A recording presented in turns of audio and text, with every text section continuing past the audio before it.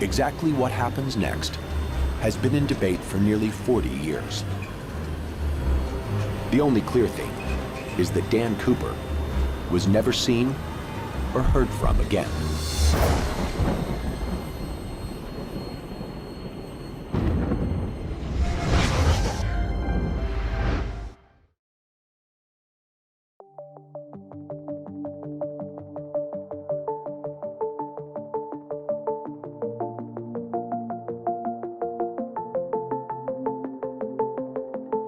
It was a fine day on November 24, 1971. The eve of Thanksgiving has come. People all around the country are traveling to get home. The flight of Northwest Orient Airlines was ready to fly from Portland, Oregon to Seattle, Washington. After a few minutes of the takeoff, a middle-aged man who was sitting at the rearmost seat of the airplane called the air hostess and handed over a note to her while he had a smile on his face. A few words were written on the note that shook the whole United States. Who was that man? What was written in that note? Why has the FBI failed to catch that man alive or dead till now? Why the most powerful intelligence agency of the world has been unable to find even a bit of information about this man for 50 years? Let's unwrap this intriguing case of the disappearance of D.B. Cooper, the first man in the U.S. history to hijack a plane for ransom, in this video. Welcome to the Media Geek, the arena with engaging and informative weekly videos. Before moving on, don't forget to subscribe to our channel to extend your support.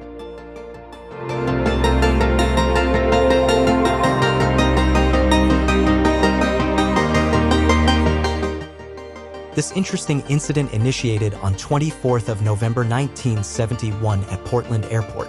A middle-aged man who looked like a businessman booked a ticket from Portland to Seattle. After boarding the flight, he headed straight to enter the airplane. At that time, there was almost no security checks on the domestic flights. There was no check on the luggage that the passengers carried. There was no check on the identity of the passengers.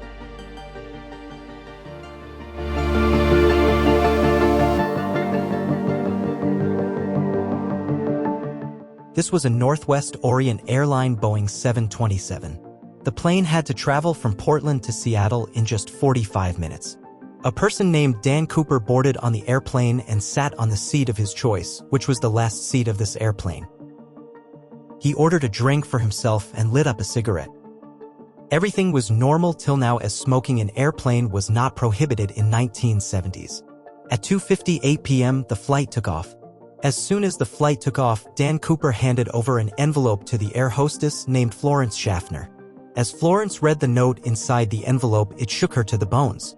Inside the note, it was written, "Miss, I have a bomb here and I would like you to sit by me." When Florence Schaffner followed Dan Cooper and sit by his side, the shocked stewardess asks the man if he's serious. He opened his briefcase. To her shock, Florence Schaffner saw 8 sticks of dynamite connected to a detonator inside that briefcase. In short, the plane was hijacked.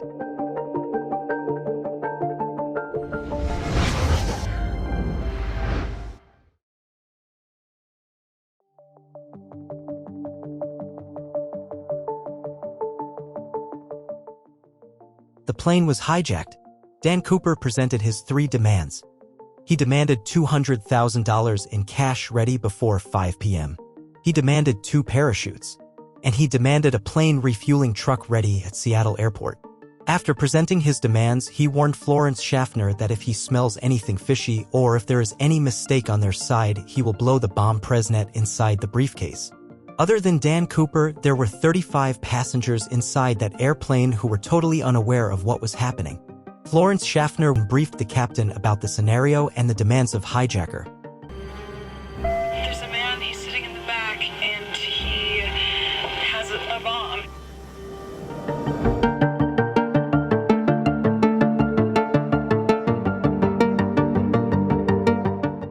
After the captain became aware of the situation, another air hostess named Tina Mucklow took an intercom, went back, and sat by the side of Dan Cooper. Tina Mucklow was exchanging messages between Dan Cooper and the captain. One thing to remember is that this was the first hijacking of an airplane for ransom in U.S. history. That is why the local authorities and FBI decided to fulfill all the demands of the hijacker. This was because the authorities knew that Dan Cooper cannot run far from them and they will catch him eventually. The flight that had to land in 45 minutes at Seattle Airport continued to revolve around the Seattle Airport for 1 hour and 30 minutes. The 35 passengers who were completely unaware of all the situation were told by the plane crew that the plane is not landing at the airport due to some technical difficulties.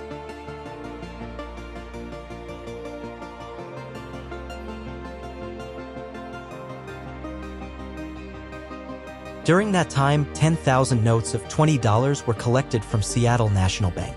The authorities noted down the serial numbers of these notes.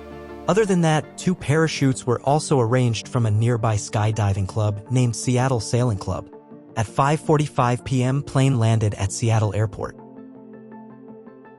As per the agreement, a bag containing $200,000 and 2 parachutes was handed over to Dan Cooper. Also, the airplane was also refueled at the Seattle Airport.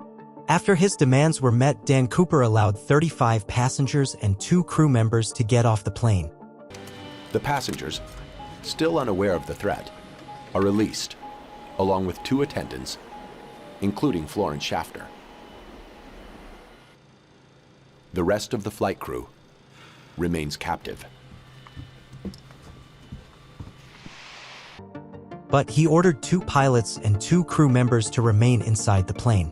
Now it was night and the plane took off once again. After that, Dan Cooper sent some specific instructions to plane captain through Tina Mucklow, who was sitting beside him. He said that the landing gears and flaps of plane should remain open, the altitude should be 10,000 feet, and plane speed must be 320 kilometers per hour. Furthermore, he instructed the captain to take the plane 3,200 kilometers away straight to Mexico City. The captain agreed to other instructions of Dan Cooper, but they told him that it is not possible to take the plane to Mexico City without refueling. The captain gave 2 options to Dan Cooper for refueling, either Reno, Nevada, or Phoenix, Arizona. Dan Cooper agreed to land the plane in Reno for refueling. He wants to fly to Mexico City, Tina, we cannot make it to Mexico. but there's not enough fuel on board. We can't make it to Mexico City, it's too far. The captain offers Reno or Phoenix. Reno's nice. Let's go to Reno. On the other side, local and federal authorities were engaged in the work on their part. 2 fighter jets were sent behind that plane.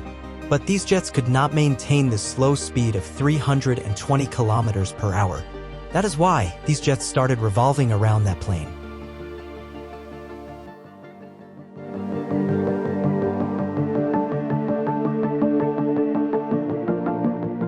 The plane was cruising towards Reno through the darkness of night. Dan Cooper ordered Tina Mucklow to go into the cockpit of the plane, where 2 pilots and 1 flight attendant was present. While Tina was closing the door of the cockpit, she turned back to see the hijacker, which was the last time she ever saw him. She saw that Cooper was tying something around his waist. She thought that he was attaching the bag of money around himself. After that, at 8:02 p.m., the rear stairs of that plane opened and Dan Cooper jumped at 8:10 p.m. Cooper orders Tina Mucklow to join her colleagues in the cockpit.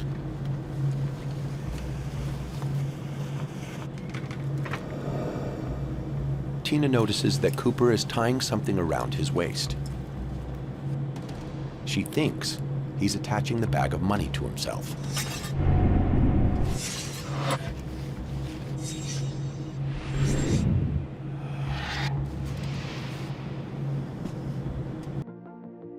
The thing to notice is that Cooper deliberately chose one of the few airplanes with rear stairs in the 1970s, which means that Cooper was planning this thing for some time.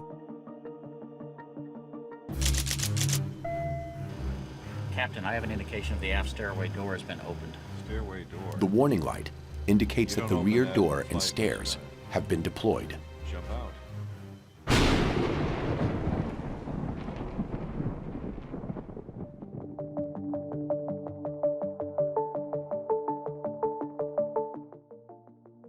After the jump of Dan Cooper, whatever happened has been in discussion for last 50 years. When the plane landed in Reno after 3 hours, it was checked thoroughly by the airport security. But there was no Dan Cooper or any bomb found inside this plane. Not only this plane, but there was no clue of Dan Cooper anywhere around the country, alive or dead. After all, who was Dan Cooper and how did he vanish after tricking the whole United States? This is the FBI case that is still open. No one saw Dan Cooper jump, but as the rear staircase of the plane opened, it was clear that Cooper jumped somewhere between Seattle and Reno.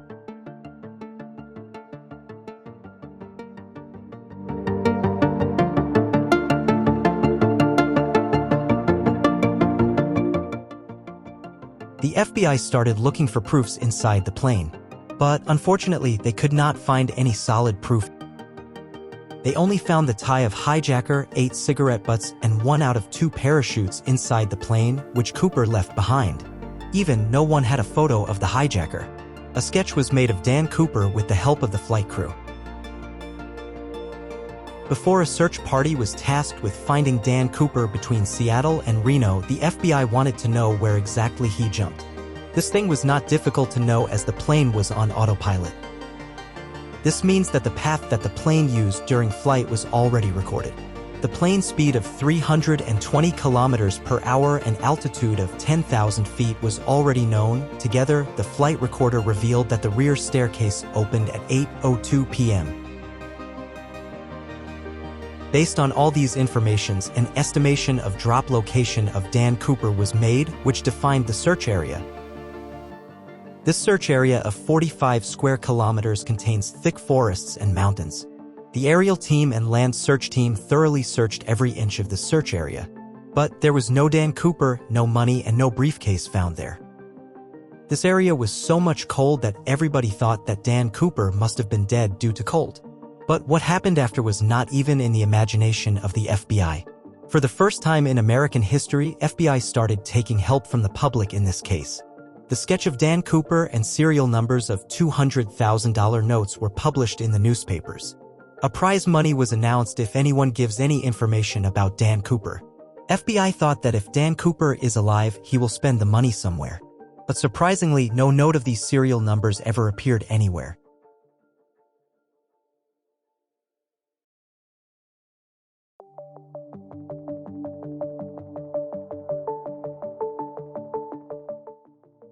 The story of Dan Cooper was not over yet. After almost 9 years of this incident, in 1980 an incident happened that gave a ray of hope to the FBI. In southern Washington, at the bank of Columbian River, there is a beach named Tina Bar Beach. A kid was playing with his parents. He found 3 stacks of banknotes. These were stacks of $20 notes. This was a total of $5,800. The parents went to the FBI with these notes. Fortunately, the serial numbers on these notes matched with those of the notes that were given to Dan Cooper. This was the first progress in Dan Cooper hijacking case after 9 years. But rather than solving this case, this incident made the case even more complex. But why and how? Let's find out. These banknotes were found 27 kilometers away from the drop location or the defined search area.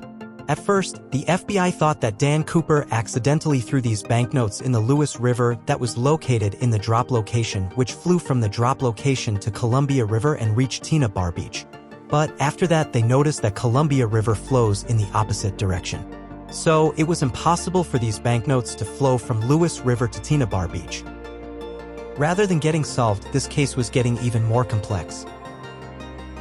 Not even that, but the Tina Bar Beach where these banknote stacks were found, an excavation was done in 1974, 3 years after the hijacking incident. An extra sand was also put at that location. The banknotes were found under the sand layer that was put there in 1974.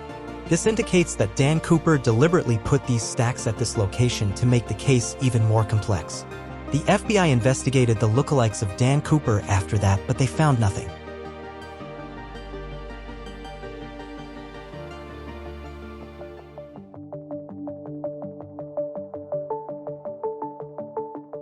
The mysterious case of D.B. Cooper has sparked numerous theories and speculations over the years as investigators and armchair detectives alike attempt to unravel the enigma surrounding his disappearance.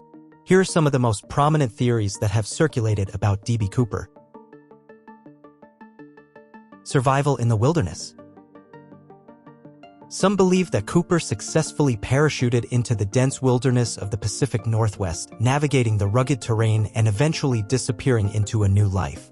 Proponents of this theory argue that Cooper's experience and knowledge of the area allowed him to elude capture.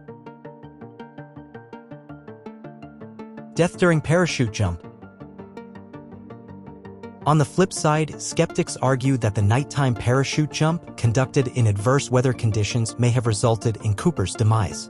They predicate that he may have landed in an inhospitable location or failed to survive the elements, leading to his unrecorded death in the wilderness.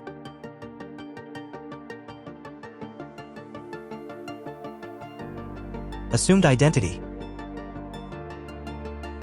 Another popular theory suggests that D.B. Cooper successfully assumed a new identity after the hijacking. Advocates of this theory propose that Cooper managed to blend into society, leaving behind his criminal past and evading law enforcement scrutiny for the remainder of his life.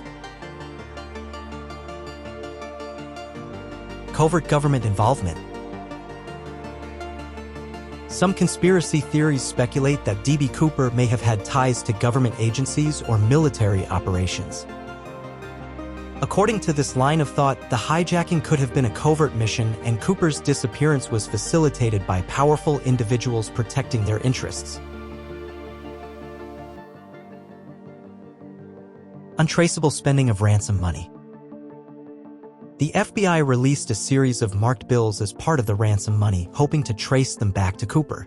Some theories suggest that he was savvy enough to spend the money in untraceable ways, avoiding detection and leaving no financial trail for investigators to follow. Hijacking as a distractive tactic. A less conventional theory posits that the hijacking itself was a diversion. Some speculate that Cooper may have orchestrated the event to divert law enforcement attention while carrying out another unrelated crime or operation.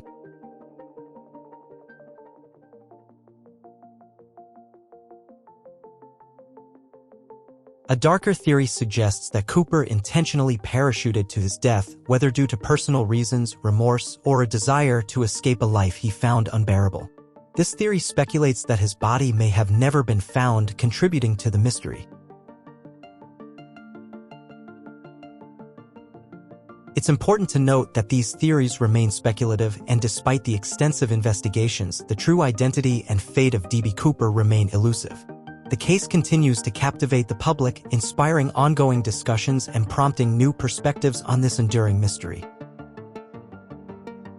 Some theories suggest that Dan Cooper might have been a trained military commando because the NB-8 military parachute that he took with him to jump from the airplane was a military parachute, which was difficult to operate as compared to the parachute that he left in the plane. Other than $5,800 that were found at Tina Bar Beach, other 9,710 banknotes were never found. The FBI has only 3 evidences against Dan Cooper: his sketch, the ticket on which he wrote his name by himself, and the tie on which a clip was attached on the left side, which indicates that he was a left-handed person. This case has confused the FBI in questions since last 50 years. Today, all the details of this case are present on the FBI website. The file of this case is still open. We hope that you found this video interesting. And that concludes our deep dive into the mysterious disappearance of D.B. Cooper. What an incredible story that has puzzled investigators and captured the imagination of countless individuals for decades. If you've enjoyed unraveling this enigma with us, please give this video a thumbs up, share this video, and subscribe for more intriguing content. Don't forget to hit that notification bell so you're the first to know when we uncover the next mystery. Now, we want to hear from you. What are your thoughts on the D.B. Cooper case? Do you believe he vanished into thin air or had a more calculated plan in motion? Share your theories and opinions in the comments below. Your insights might just add another layer to this unsolved puzzle. Before you go, make sure to check out our other videos on unsolved mysteries and true crime cases. You might find another story that grips your curiosity. A massive thank you to our dedicated viewers for joining us on this journey. Your support fuels our passion for storytelling and investigation. Stay tuned for more captivating tales, and until next time, keep questioning, keep exploring, and keep the mystery alive. Thanks for watching.